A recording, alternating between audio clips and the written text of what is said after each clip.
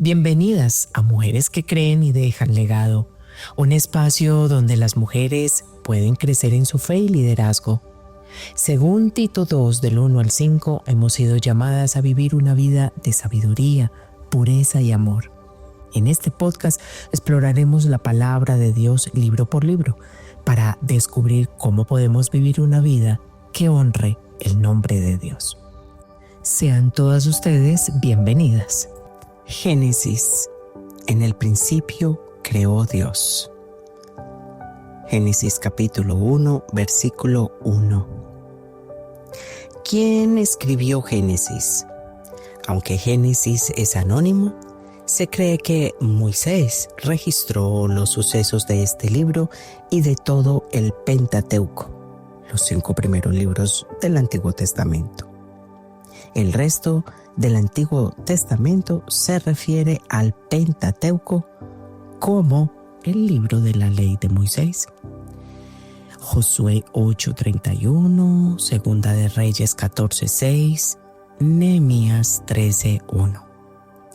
El Nuevo Testamento también lo menciona como el autor.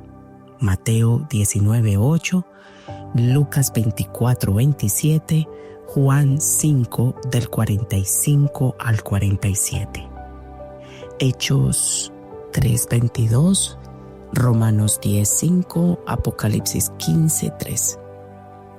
Jesús no dijo específicamente que Moisés escribió Génesis, pero en aquella época los judíos consideraban el Pentateuco, o digámoslo en hebreo, la Torá, o sea, la ley, como una unidad. El Señor afirmó esta verdad en Mateo 19:8. Él dijo: por la dureza de vuestros corazones, Moisés os permitió repudiar a vuestras mujeres, mas al principio no fue así. Marcos 7:10 dice: porque Moisés dijo: honra a tu padre y a tu madre, y el que maldiga al padre o a la madre, muera irremisiblemente.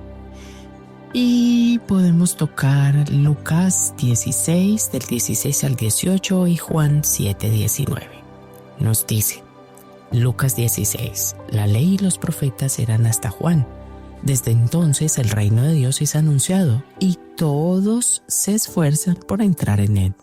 Pero más fácil es que pasen el cielo y la tierra que se frustre una tilde de la ley. Y dice: todo el que repudia a su mujer y se casa con otra adultera, y el que se casa con la repudiada del marido adultera. Vamos a Juan capítulo 7, versículo 19, y nos dice de esta manera: ¿no os dio Moisés la ley y ninguno de vosotros cumple la ley? ¿Por qué procuráis matarme? ¿A quién está dirigido el libro?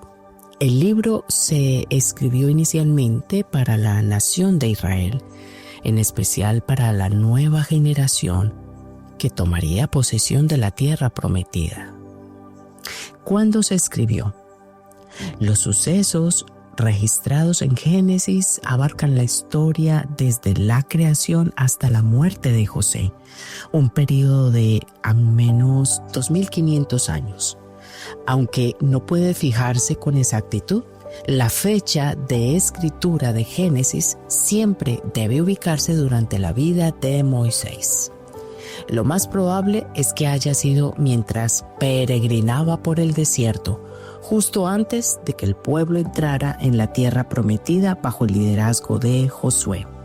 Si aceptamos que el éxodo se produjo alrededor del 1445 a.C., se sugiere entonces como una fecha razonable el 1400 a.C. aproximadamente. ¿Dónde ocurrieron los eventos? Comienza con la creación del universo, y los escenarios se trasladan a través de la historia hasta que la nación de Israel se establece en la región pequeña pero fértil del delta del Nilo en Egipto. ¿De qué se trata Génesis? Dios como creador es lo primero y lo que nos muestra y vislumbramos de Dios en la Biblia. Y es que Él despliega su poder como creador de los cielos, la tierra, los seres humanos, hombre y mujer. Dios como redentor. Cuando el pecado entra en el mundo, la naturaleza santa de Dios demanda el castigo por dicho pecado. Pensemos, ¿cómo leer Génesis? Génesis debiera leerse como la fuente definitiva de verdad sobre la cual se basan los otros 65 libros del canon. Dios se presenta como el creador de todo, quien formó al hombre y a la mujer a su imagen y les encomendó que gobernaran sobre su creación.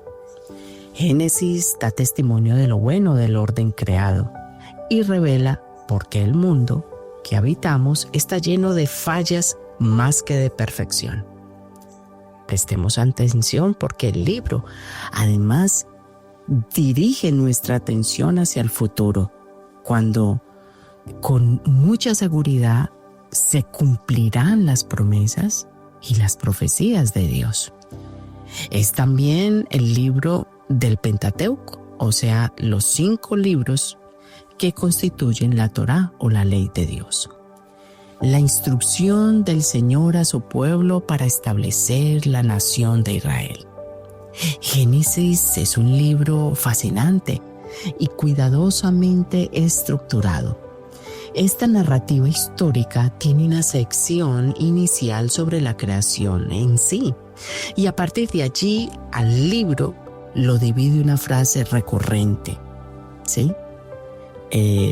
Historias o genealogías. Por ejemplo, en Génesis 2:4 o en Génesis 5:1 o en Génesis 6:9 o en Génesis 10:1. Vamos a ver esto tan importante. En el Génesis 2:4 nos dice: estos son los orígenes de los cielos y de la tierra, cuando fueron creados, el día que Jehová Dios hizo la tierra y los cielos. También nos dice el capítulo 5, el versículo 1, nos dice: este es el libro de las generaciones de Adán.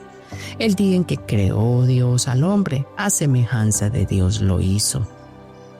También lo vemos en Génesis capítulo 6, versículo 9. Estas son las generaciones de Noé. Noé, varón justo, era perfecto en sus generaciones. Con Dios caminó Noé. Y está también en el capítulo 10, en el versículo 1.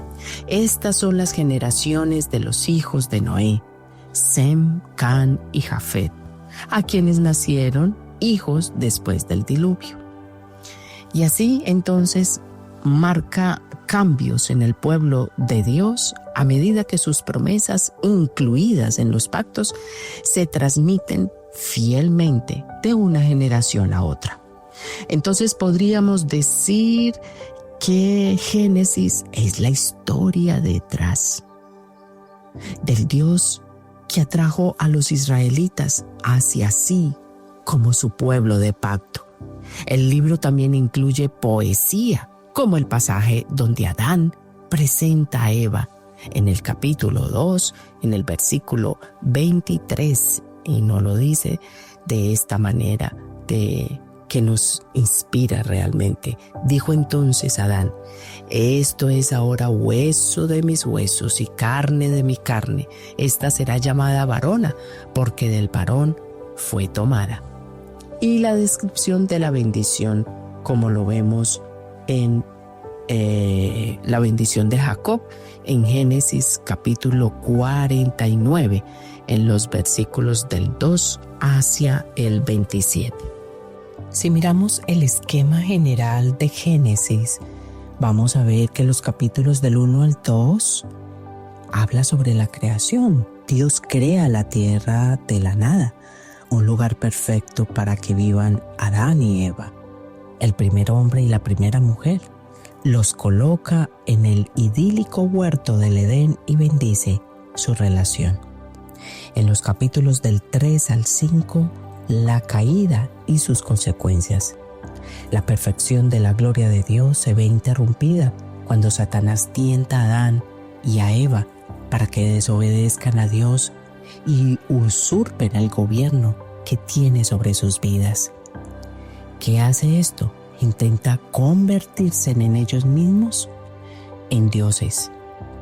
Su influencia es llevarlos a que ellos comiencen a depositar la confianza y a creer que ellos mismos pueden solos. Cuando caen en la tentación, a lo cual se denomina la caída, dañan su relación con Dios. Son expulsados del huerto y deben vivir sin la bendición original que Él pretendía que tuvieran. Sin embargo, incluso en medio de esta calamidad, Dios comienza a poner en marcha un plan a lo largo de todo lo que nos habla la palabra. Y eso que nos habla es a largo plazo para redimir a la humanidad y devolver al hombre su relación íntima con Él. Siguiendo el pecado de sus padres originales, la raza humana degenera en violencia, maldad y autodestrucción. En los capítulos del 6 al 11 aparece entonces la historia del diluvio y un nuevo principio. Descontento con la maldad de la humanidad, Dios determina destruir al hombre mediante un diluvio mundial. Solo Noé, un hombre recto, y su familia son librados de la devastación. Con ellos, la tierra es repoblada y se forman las primeras naciones. En los capítulos del 12 al 25 vemos la historia de Abraham. Dios llama a Abraham para que abandone su país natal y viaje hasta la tierra prometida, y le dice que se convertirá en el padre de su pueblo escogido. Dios hace muchas promesas a Abraham, una de las cuales es que él, un hombre mayor sin hijos, tendrá muchos descendientes que formarán una gran nación, un pueblo a través del cual vendrá la salvación. Esta promesa se cumpliría en el descendiente más grande de Abraham, Jesucristo. En los capítulos del 24 al 28 vemos la historia de Isaac. Siendo anciano y todavía sin hijos, Abraham empieza a desesperarse. Pero fiel a la promesa de Dios, a Abraham y a su esposa Sara les nace su hijo Isaac, aunque eran ancianos. En los capítulos del 28 al 36 vemos la historia de Jacob. Isaac tiene dos hijos, Jacob y Esaú. Aunque Isaac favorece a Esaú, el hermano mayor, Jacob planea asegurarse los privilegios de la primogenitura de su padre. Por temor a la ira de Esaú, al haberle arrebatado sus derechos de primogenitura, Jacob se ve forzado a huir para salvar su vida. Tras muchas aventuras, incluida una misteriosa lucha hasta el alba con Dios, Jacob madura hasta convertirse en el hombre que él pretendía que fuese. Dios le cambia el nombre por el de Israel, que significa el que lucha con Dios. Y los 12 hijos de Jacob se convierten en las 12 tribus de Israel. En los capítulos del 37 al 50 está la fascinante historia de José. Génesis termina con el relato de José, el hijo favorito de Jacob, que es vendido trágicamente como esclavo a Egipto por sus hermanos.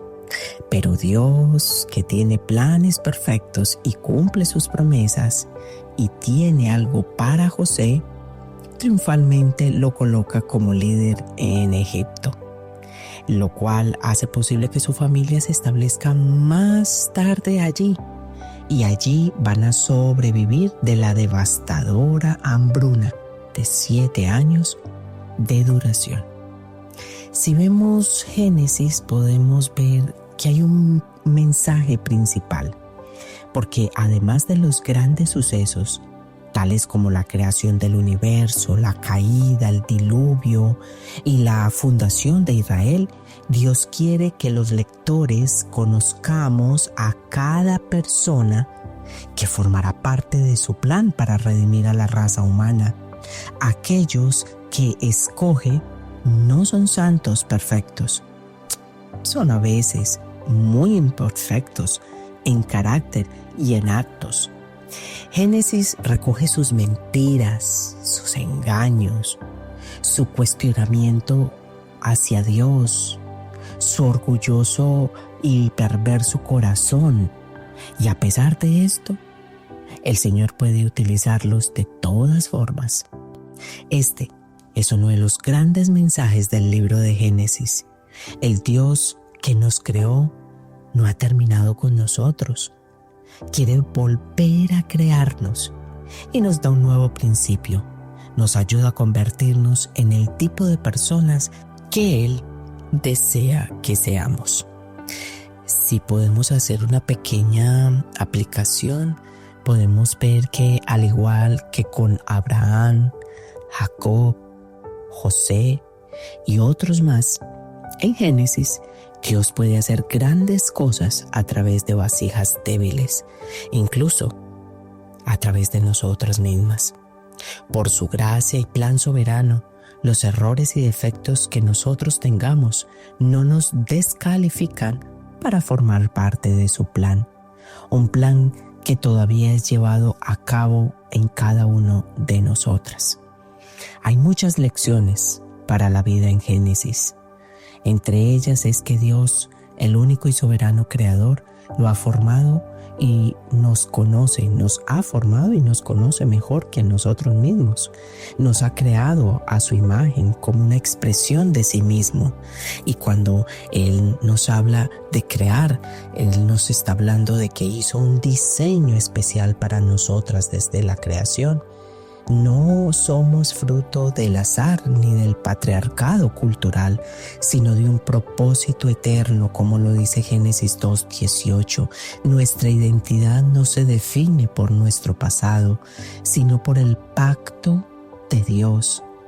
Como Eva, Agar o Tamar, hay redención, incluso en medio del quebranto. Dentro de las aplicaciones podemos ver la fe y obediencia que marcan el camino con Dios, como nos lo muestra Sara y Rebeca. Y también es ver a un Dios que ve la mujer afligida, en el caso de Agar, la restaura y le da propósito. Qué bueno poder orar y decir que el Señor nos revele en Génesis quién es Él. Génesis 1:1 nos habla de un creador todopoderoso. Génesis 50:20 nos habla de un soberano sobre la historia. Génesis 6 del 5 al 7 nos habla de un Dios justo.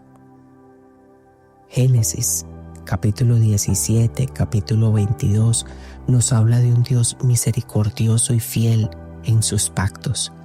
Y Génesis 16 y Génesis 18 nos habla de aquel Dios que es omnipresente y omnisciente. También podemos ver a Cristo revelado, la promesa del Redentor en Génesis 3:15, que es el primer anuncio del Evangelio. En la figura de Cristo, en la persona de Melquisedec, en Génesis 14 del 18 al 20. También hay una tipología en Isaac, el hijo prometido dispuesto a ser sacrificado, y eso está en Génesis 22. Vemos también a Cristo en la descendencia de Abraham, por lo cual serán benditas todas las naciones, Génesis 12:3, y también lo encontramos en Gálatas 3:16. Les invito entonces a que veamos Génesis, a que lo leamos, a que le permitamos al Espíritu Santo abrir nuestro corazón, porque Génesis no es solo un libro de inicios, es la historia del Dios que no se da por vencido con su creación. Aunque el pecado entró en el mundo, El Dios que nos creó no ha terminado con nosotras. Él sigue formando, sigue obrando, sigue restaurando. Génesis nos muestra que cada caída puede convertirse en un nuevo comienzo cuando Dios está presente. Dios no solo nos creó, Él quiere volver a crearnos, o sea, renovar nuestra mente, sanar nuestro corazón, darnos propósito en medio de los diferentes momentos que vivimos, situaciones, aún del caos.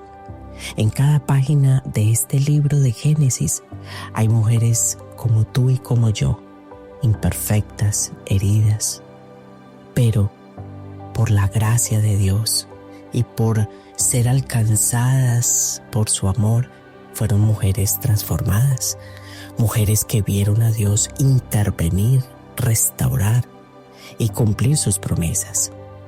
Por eso, hoy quiero hacerte la invitación y el reto de leer Génesis, no como un relato lejano, sino como una carta personal del Dios que te diseñó con intención.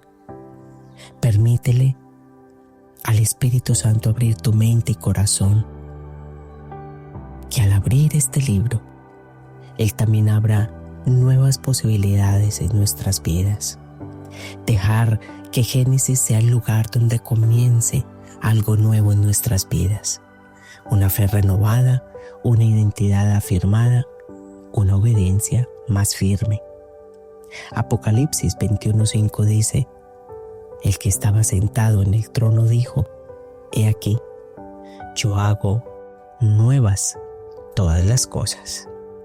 Les invitamos a entrar a nuestra descripción y contestar las preguntas que en cada podcast estamos dejando.